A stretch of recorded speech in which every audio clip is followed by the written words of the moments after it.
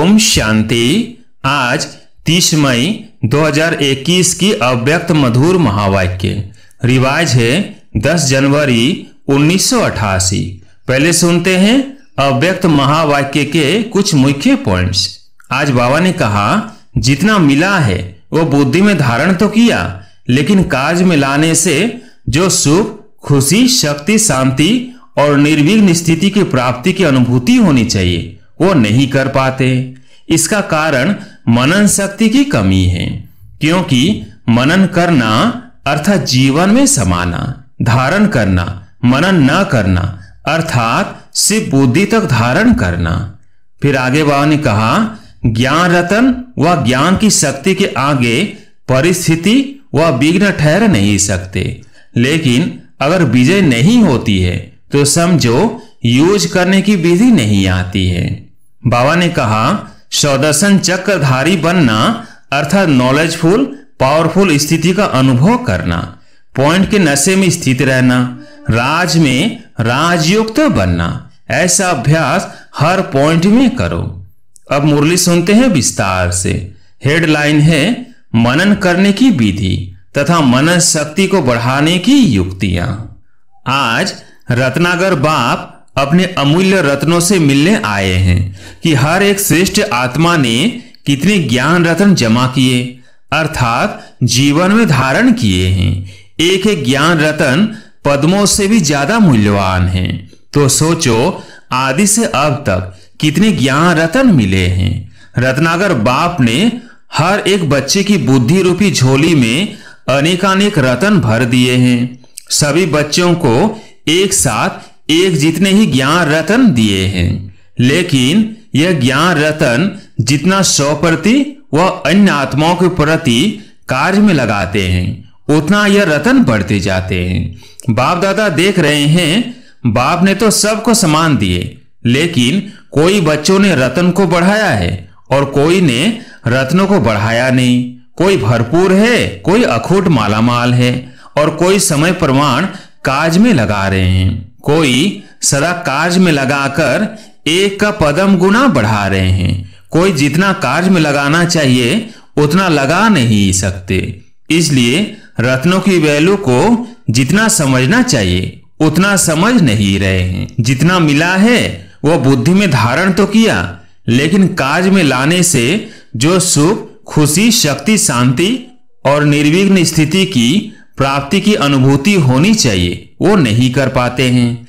इसका कारण मनन शक्ति की कमी है, क्योंकि मनन करना अर्थात जीवन में समाना, धारण करना, मनन न करना अर्थात सिर्फ बुद्धि तक धारण करना।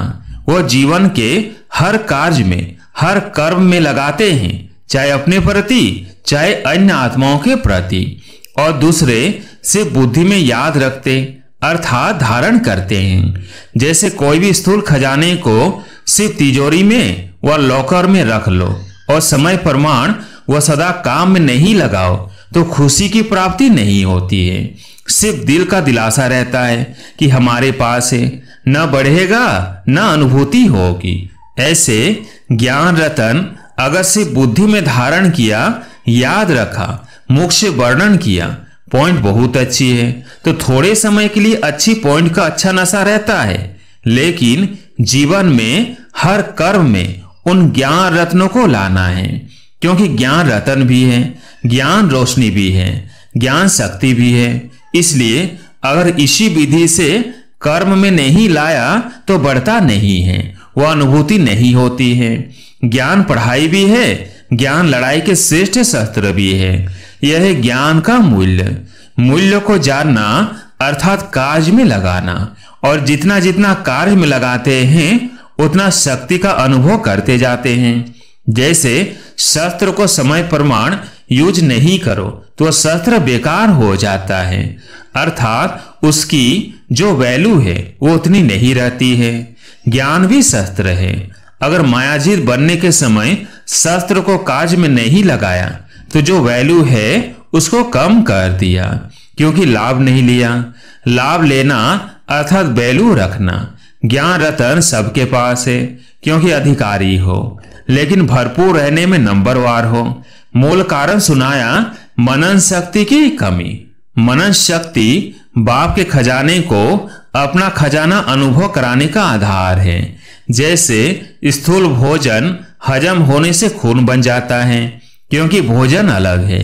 उसको जब हजम कर लेते हो तो खून के रूप में अपना बन जाता है। ऐसे मनन शक्ति से बाप का खजाना सो मेरा खजाना, यह अपना अधिकार, अपना खजाना अनुभव होता है।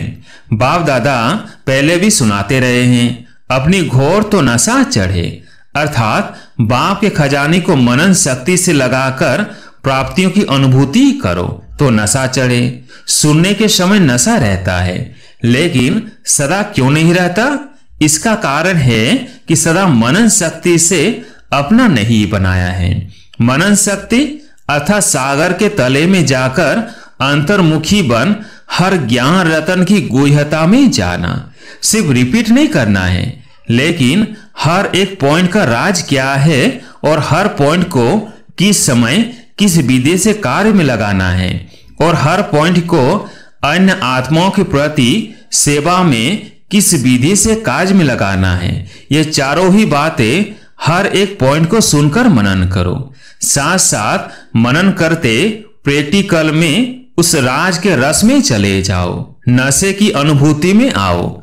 माया के भिन्न भिन्न विघ्नों के समय व प्रकृति के भिन्न भिन्न परिस्थितियों के समय काम में लगाकर देखो कि जो मैंने मनन किया, किस परिस्थिति के प्रमाण व विघ्न के प्रमाण यह ज्ञान रतन मायाजीत बना सकते, वह बनाने वाला है। वह प्रैक्टिकल हुआ अर्थात मायाजीत बने। वह सोचा था मायाजीत बनेंगे, लेकिन मेहनत करनी पड़ी, वह समय व्यर्थ गया। इससे सिद्ध है कि विधि यथार्थ नहीं थी, तब सिद्धि नहीं मिली। यूज करने का तरीका भी चाहिए, अभ्यास चाहिए। जैसे साइंस वाले भी बहुत पावरफुल बॉम्ब्स अर्थात शक्तिशाली गोले ले जाते हैं, समझते हैं बस इससे अब तो जीत लेंगे, लेकिन यूज करने वालों को यूज करने का ढंग नहीं आता तो पावरफुल बम होते भी या वह ऐसे स्थान पर जाकर गिरता जो व्यर्थ चला जाता। कारण क्या हुआ? यूज करने की विधि ठीक नहीं। ऐसे एक एक ज्ञान रतन अति अमूल्य है। ज्ञान रतन व ज्ञान की शक्ति के आगे परिस्थिति व विघ्न ठहर नहीं सकते। लेकिन अगर विजय नहीं होती है तो समझो यूज करने की विधि नहीं आती है। दूसरी बात, मनन शक्ति का अभ्यास सदा न करने से समय पर बिना अभ्यास के अचानक काम में लगाने का प्रयत्न करते हो, इसलिए धोखा खा लेते हो, यह अलवेलापन आ जाता है। ज्ञान तो बुद्धि में है ही, समय पर काम में लगा लेंगे, लेकिन सदा का अभ्यास, बहुत काल का अभ्यास चाहिए। नहीं तो उस समय सोचने वालों को क्या टाइटल देंगे? कुंभकर्ण। उसने क्या अलबेलापन किया?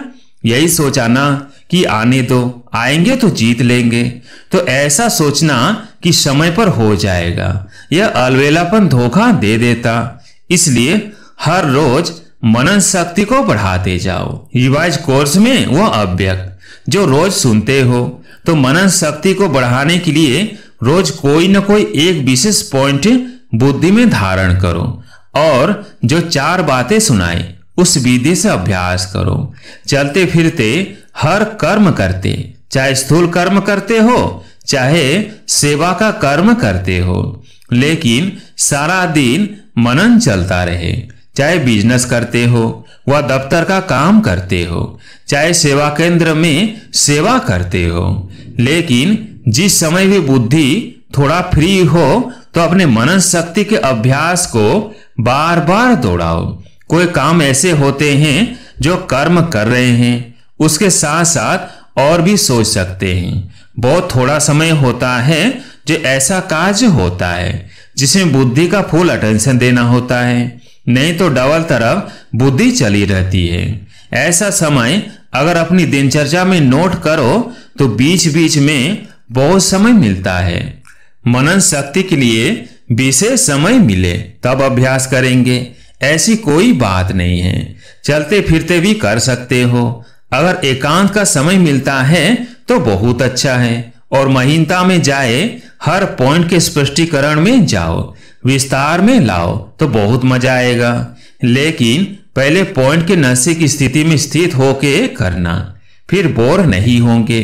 नहीं तो सिर्फ रिपीट कर लेते हैं, फिर कहते ये तो हो गया, अब क्या करें। जैसे कई सौदर्शन चक्र चलाने में हंसाते हैं ना, चक्र क्या चलाएं, 5 मिनट में चक्र पूरा हो जाता है, स्थिति का अनुभव करने नहीं आता है, तो सिर्फ रिपीट कर लेते हैं। सतयुग, त्रेता, द्वापर, कलयुग, इतने जन्म, इतनी आयु, इतना समय है, बस पूरा हो गया। लेकिन सौदर्शन चक्रधारी बनना अर्थात नॉलेजफुल, पावरफुल स्थिति का अनुभव करना, पॉइंट के नशे में स्थित रहना, राज में राजयुक्त बनना, ऐसा अभ्यास हर पॉइंट में करो। यह तो एक सौदर्शन चक्र की बात सुनाई, ऐसे हर ज्ञान की पॉइंट को मनन करो और बीच बीच में अभ्यास करो। ऐसे नहीं सिर्फ आधा घंटा मनन किया, समय मिले और बुद्धि मनन के अभ्यास में चली जाए। मनन शक्ति से बुद्धि बिजी रहेगी तो स्वतः ही सहज मायाजीत बन जाएंगे। बीजे देख माया आप ही किनारा कर लेगी। माया आए और युद्ध करो, भगाओ, फिर कभी हार कभी जीत हो। यह चीटी मार का पुरुषार्थ है। अब तो तीव्र पुरुषार्थ करने का समय है, उड़ने का समय है। इसलिए मनन शक्ति से बुद्धि को बिजी रखो। इसी मनन शक्ति से याद की शक्ति में मगन रहना यह अनुभव सहज हो जाएगा। मनन मायाजीत और व्यर्थ संकल्पों से भी मुक्त कर देता है। जहां व्यर्थ नहीं, विघ्न नहीं, तो समर्थ स्थिति व लगन में मगन रहने की स्थिति स्वतः ही हो जाती है। कई सोचते हैं बीज रूप स्थिति या शक्तिशाली याद की स्थिति कम रहती है या बहुत अटेंशन देने के बाद अनुभव होता है। इसका कारण अगले बार भी सुनाया कि लीकेज है। बुद्धि की शक्ति व्यर्थ के तरफ बढ़ जाती है। कभी व्यर्थ संकल्प चलेंगे, कभी साधारण संकल्प चलेंगे। जो काम कर रहे हैं उसी के संकल्प में बुद्धि का बिजी रहना, इसको कहते हैं साधारण संकल्प। याद की शक्ति या मनन शक्ति जो होनी चाहिए वो नहीं होती और अपने को खुश कर लेते कि आज कोई पाप कर्म नहीं हुआ, व्यर्थ नहीं चला, किसको दुख नहीं दिया। लेकिन समर्थ संकल्प, समर्थ स्थिति, शक्तिशाली याद रही। अगर वो नहीं रही तो इसको कहेंगे साधारण संकल्प। कर्म किया लेकिन कर्म और योग साथ साथ नहीं रहा। कर्म करता बने लेकिन कर्मयोगी नहीं बने। इसलिए कर्म करते भी या मनन शक्ति या मगन स्थिति की शक्ति, दोनों में से एक अनुभूति सदा रहनी चाहिए। यह दोनों स्थितियां शक्तिशाली सेवा कराने का आधार है। मनन करने वाले अभ्यास होने के कारण जिस समय जो स्थिति बनाने चाहे वह बना सकेंगे। लिंक रहने से लीकेज खत्म हो जाएगी और जिस समय जो अनुभूति, चाहे बीज रूप स्थिति की, चाहे फरिश्ते रूप की, जो करना चाहो वो सहज कर सकेंगे। क्योंकि जब ज्ञान की स्मृति है तो ज्ञान के सिमरण से ज्ञानदाता स्वतः ही याद रहता है। तो समझा मनन कैसे करना है? कहा था ना कि मनन का फिर सुनाएंगे, तो आज मनन करने की विधि सुनाई। माया के विघ्नों से सदा विजयी बनना व सदा सेवा में सफलता का अनुभव करना, इसका आधार मनन शक्ति है। समझा?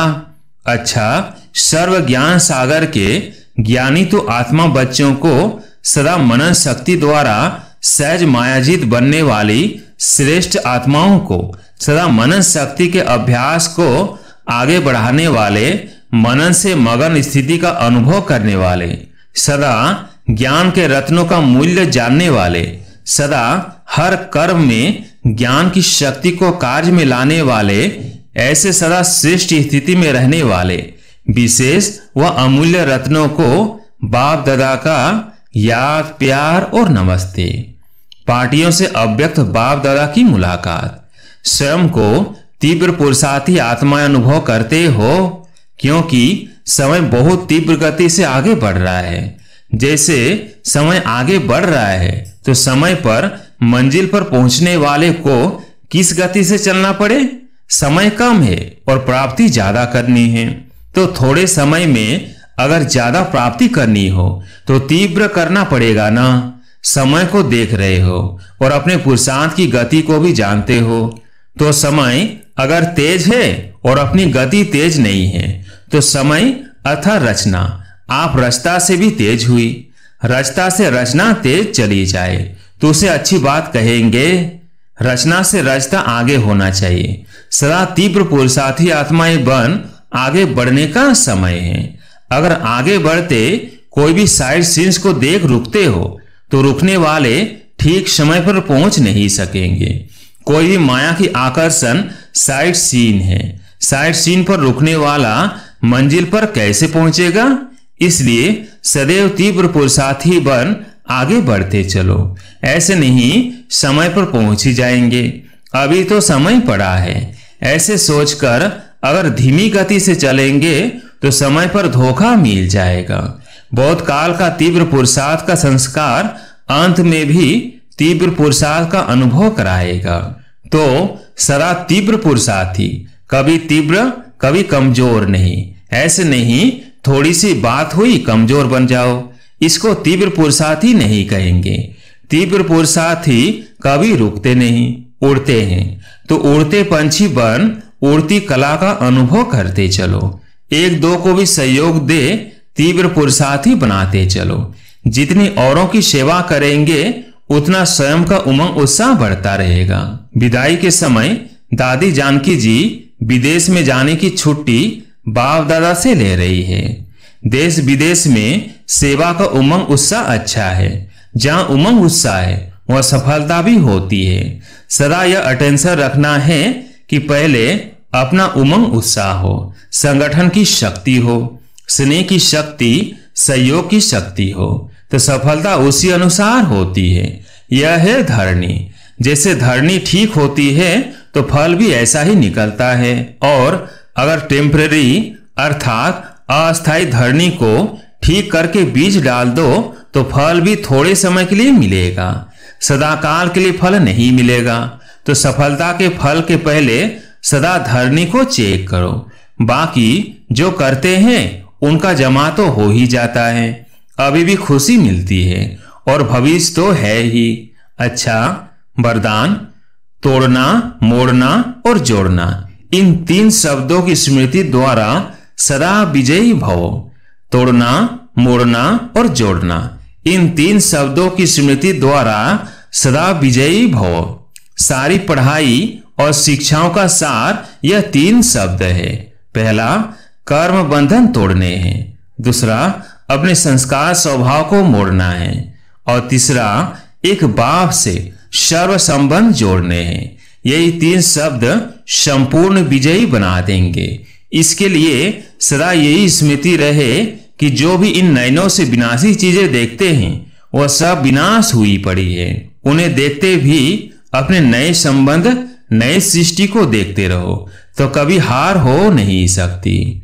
स्लोगन, योगी की निशानी है सदा क्लीन और क्लियर। योगी की निशानी है सदा क्लीन और क्लियर। अच्छा, ओम शांति।